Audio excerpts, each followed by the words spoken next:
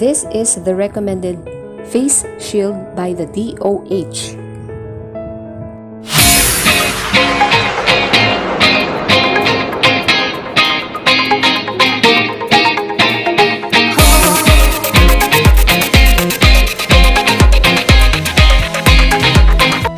Hello guys, welcome back to my channel, MavyDz.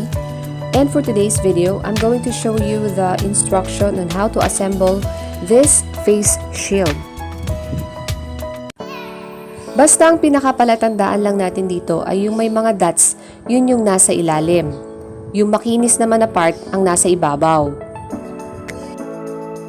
Itong manipis na strap sa bandang harapan ito. Ito naman yung parang itsurang butones.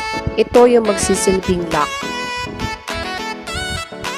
Ito yung pinaka-lock. Pipitasin mo lang ito or aalisin mo lang kasi ang purpose nito ay pang-lock talaga siya. So, ganito lang ang magiging itsura nyo kapag na-assemble na siya.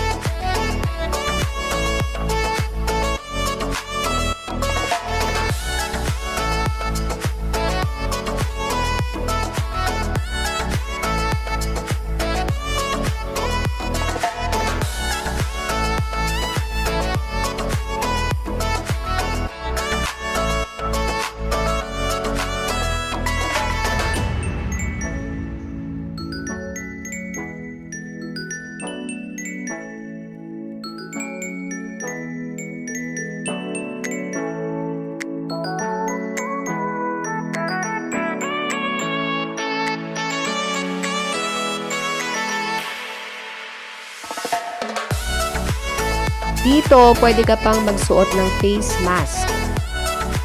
Ito kasi ang nire-recommend ng DOH na face shield. Ito ay may adjustable sa forehead or sa noo. Pwede siyang itaas at pwedeng ibaba. Ito naman ay malayo sa mukha at makakahinga ka ng maayos dito.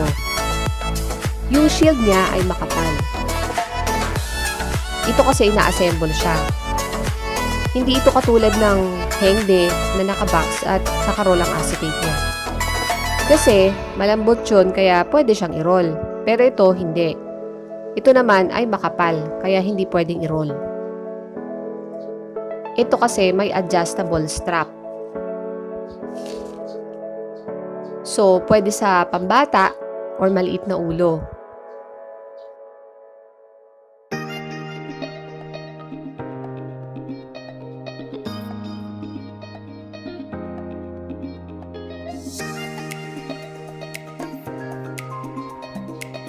Sa face shield, pwede pa kayong uminom ng tubig dito gamit ang straw.